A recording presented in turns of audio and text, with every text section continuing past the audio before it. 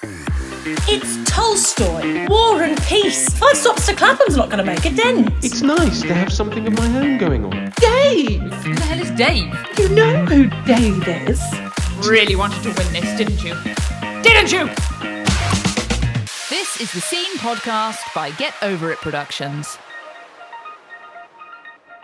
Hello! And welcome to this episode of the Scene Podcast, a series of little plays brought to you by Get Over It Productions.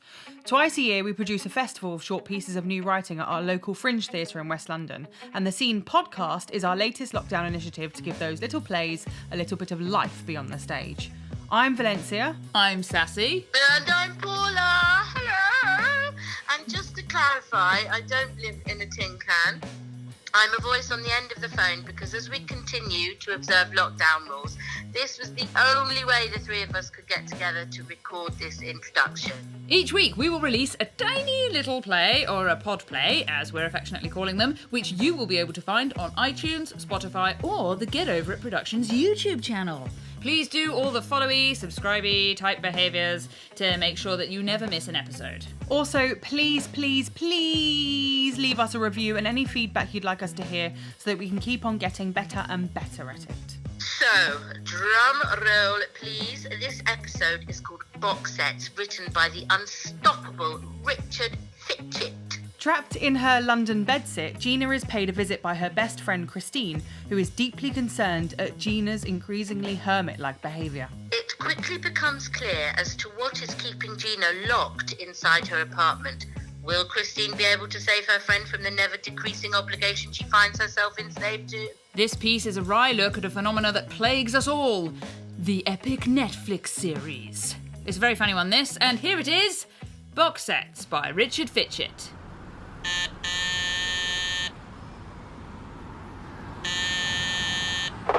Hi Chris, come up.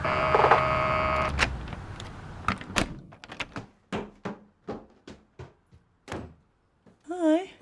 I'll be with you in a mo. The Walking Dead? On fast forward? I've nearly finished. Oh, so that's why the subtitles. Stop the Pinky and Perky voices. Problem is, real life seems so slow. Isn't that the last series? Yes, it's the last series. The one that was on ages ago. I'm behind on every bloody box set there is. I've not seen the last series of Strictly or Bake Off, and don't even mention Game of Thrones. God, this is serious. No wonder you haven't been out for a while. And you've no conversation. The talk, as always, will turn to the latest episode of The Crown or Chernobyl and I'll be exposed. A social outcast. Oh, dear Gina. I didn't realise things had gotten this bad. So, I read about these people who speed binge TV. What speed are you up to? 1 1/4. I might get up to 1.5 with some practice. Game of Thrones Season 8, 9 hours. The Walking Dead, 16. I've still got 11 hours of The Veep to watch, plus 100 hours of catch-up on the hard drive. And there's Strictly. Totaling up at 550 hours of must-watch TV. And when I'm watching that, there's more I should be watching. If I watch it all at 1 1/4, I can cut it down to just over 400. And whilst you're watching that... See that? That is a schedule to recover my life. There's 168 hours in a week. Sleep is taking up 60 hours a week. If I don't get my hours in, I get ratty and I start falling asleep in front of TV. I can't touch that. Work? 37.5 hours a week, but that doesn't include my lunch hour, plus 10 hours travelling. Well, the Northern Line's too crowded to do anything. But my lunch hour... You've got toilet as a subsection under work. Well, I'm trying to manage my bowels, so I only have to go to the toilet on my 9 to 5. Save time. Oh, my God. But my bladder is impossible. Though I'm pretty quick, so I don't waste too much time. So, in my lunch hour, and whilst I'm on the loo, I'm catching up on Game of Thrones on my mobile. Shopping, cooking, eating, showering, ironing, dressing, networking. Facebook. Twice a day, I scroll down and I like every third post. Though I've started to avoid pictures of cats and jokes about Donald Trump. It says you only have 14 and a half hours a week free to watch TV. But now I'm doubling up. And I watch TV as I iron, cook, eat and dress. I've nearly 25 hours a week free for catch-up. Gina, this is terrible. I know, Chris. My life is in that spreadsheet. When I sat down and added it all up, it's so depressing. I can't draw my pension until I'm 67, yeah? That was our mums wanting equality. It's 40 years of work. Now look, I've done the calculation. So this is without taking into account any holidays, but between now and drawing my annuity, I will only have 32,000 hours of free time. And the way it's going, I'll spend it all watching bloody box sets. You're born, you switch on TV, and then you die. Every hour that slips by closer to the coffin. What's it all about, Chris? Surely there's got to be more to life than this. Well, you could try working part-time. Meeting someone, getting married, having children. You try squeezing that into my availability. Right, Gina, you've been sitting here depressing yourself, all right? It's time for you to just get out, yeah? And forget. It's the book club tonight, remember? Oh, I'm not going. You have to go. Fiona will be there. The 3 Fionas will be there. 4 Fionas. 3. Fiona Burton, Fiona Lee and Fiona Daly. Fay Simpson. Fee isn't Fiona. Oh, you look at her birth certificate. It's not going to say Sharon. Oh, hi, Fiona. Hey, Fiona, how are you? Oh, great, Fiona. Did you see Strictly last night? Sorry, not you, Fiona. I was actually talking to Fiona. Have you read the book? You're on page 7. Well, I suppose I could read some on the tube. It's Tolstoy. War and Peace. Over 1,200 pages. You could fly to Sydney and back and still not have read it. 5 stops to Clapham's not going to make a dent. Oh, I'm a failure, Chris. That is all there is to it. All my life has been like this, just hurrying up to keep up with people like you. You seem to be having the life of O'Reilly on Facebook.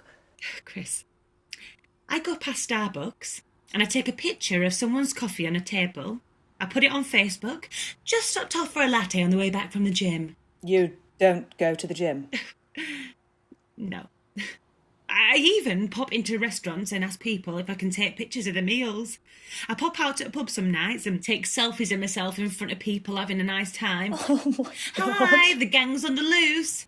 I don't know these people from Adam, Chris. I'm just sitting here at home all the time watching bloody catch-up TV and box sets. What sort of existence is that? I just live to go to work, sleep and watch TV. You just better go out. Leave me. Just give my best to the Fionas. I cannot leave you like this. I'm a social outcast, Chris. Ooh, look, there's Gina Bailey. She's still watching The Great British Bake Off on the BBC. Christ, Gina, you're kidding me. Sorry. Look, you've got to pull yourself together. Smarten up. Your hair. When was the last time you went to the hairdresser? When the hairdresser asked if I thought Father Garnet would betray Guy Fawkes. Gunpowder. It's still on my list to watch. Just go, Chris. Right. And I'm killing myself, Chris. What do you mean? People who binge watch TV, watch more than 5 hours of TV a day, are likely to die from a blood clot on the lungs. The suggestion is that you should take the same precautions as you do on a long-haul flight, but I haven't got the time. But you're my bestest friend. At school, you stuck up for me when dimensionally challenged Denise sat on my head and spread rumours about me being a slag. I'm dead already, Chris. I just wanted to be like you, just like effortlessly cool and on the top of your game. I haven't read that stupid Tolstoy. And I don't waste my time watching all those box sets. They're samey in the last bloody hours. And who in their right mind would watch a load of people baking cakes, I ask you? Next week, watch 4 people try to paint a wall. See whose dries first. Oh, God, it's a con. It's a fucking con, Gina. But you're always joining on the banter. Oh, I should have told you this when we were at school. You know when you stayed in studying Hard Times and Macbeth? Huh? I didn't even open them. What are your grades? York Notes. York Notes? Wait, the internet? And Spark Notes, yeah. I just read what reviews, analysis of character and plot, and regurgitated it into essays, and here. War and Peace chronicles the history of the French invasion of Russia and the impact of the Napoleonic era on Tsarist society through the stories of 5 Russian aristocratic families. I just genned up for an hour this evening. Wait, so isn't that cheating?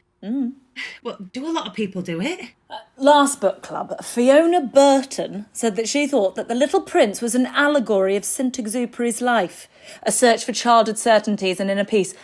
She is as thick as a carpet roll. I wouldn't know an allegory from a crocodile. So she just looked it up on the internet? Yes. And I never watched Killing Eve, The Silent Witness, Peaky Blinders.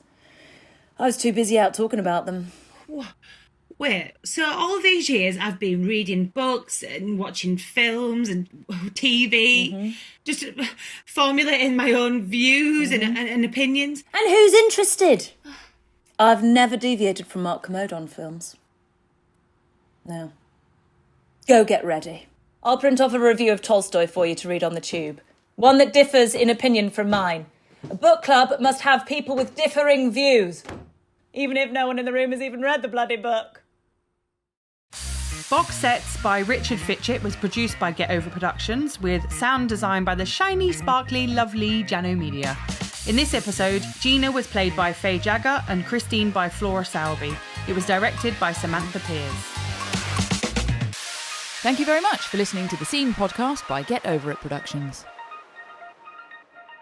You know, just before we go, Valencia and I have been trapped in this house together for almost 3 months now, and sure, there have been times where we have wanted to kill each other.